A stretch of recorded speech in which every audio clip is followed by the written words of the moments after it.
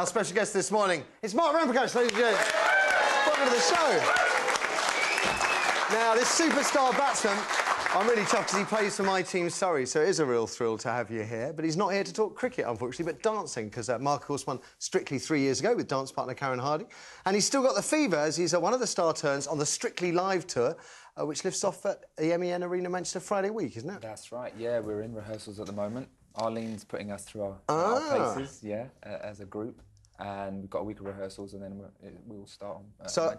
Have you been carrying on with the dancing since you won? I've done a couple of like charity performances, you know, since 3 years ago, here and there. But no, it's back to the day job really, playing cricket. You know, I mean, the dancing was great, really enjoyed it.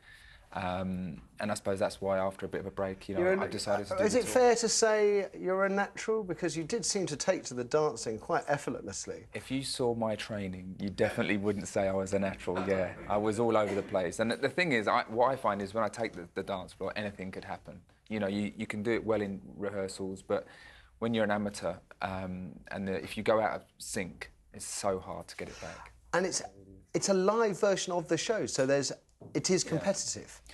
It is competitive, but I think, to be honest, most people going into it will feel that they just don't want to make a fool of themselves. That's first and foremost. To go out there and entertain. I think going on the tour, I think everyone wants to be part of a really good show, and I think it really will be. We've got some great personalities. How do you think you're going to do up against Chris Holland, this year's winner? It's going to be tough, isn't it? I know Chris quite well, actually, through sport, and I think he did incredibly well. He really did. Yeah, and he was... I think he epitomised what Strictly's about. You know, he's a beginner, never danced before, and you really could see him grow throughout the show, and probably his best performance was in the final, I'd say.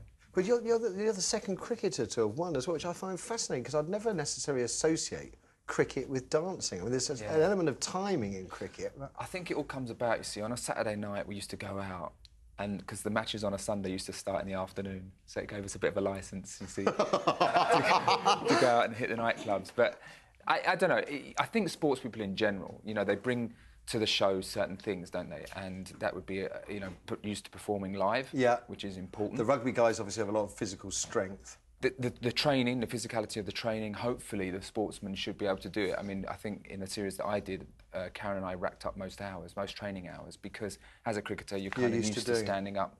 I don't want to embarrass you at all, but I really would like to ask a cricket question, which was just in the run-up to the Ashes just gone. There was a lot of talk about you maybe being called back up. I think...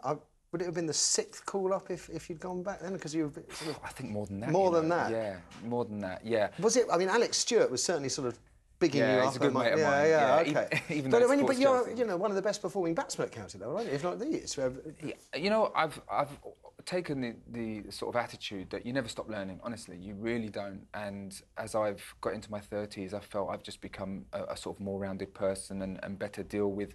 You know, you used to be quite an angry player, didn't well, you? I think ambitious. I would use words ambitious. Ambitious! The media say intense and things like that. Yeah. But, you know, I think you, through experience, you know, you continue to evolve as a player. And I think that's been very important. I think that now as well with sports science, and if you can look after yourself well physically, you know, you can keep going. Why not? Still a possibility? Do you think it's one day a possibility? No, I mean, I didn't think I would be selected. It made a good story during the summer for the last test, but I never thought I'd be selected. I mean, they've not come back my way. I last played in 2002, and they've, to their credit, to the selectors' credit, and I think to England's benefit, that they've had a very consistent policy with their team. They've actually, you know, backed players when they've picked them. They've given them a little bit of a run in the side, and I think the players really, you know, feel that that's a good thing. At the moment. It does show, because we are doing pretty well. I think we might take South Africa again. Yeah. The thing I love about cricket, and I was just saying to Mark just before, is they don't have... there's no half-time, there's tea. But you're a genuine fan of the tea and biscuits, aren't you? Yeah. And cake. Yeah, I know. All this nutrition stuff about, you know, pasta and all that. You know. We have a cup of tea and a scone at 4 o'clock. Is that wherever you are in the world? Do you have...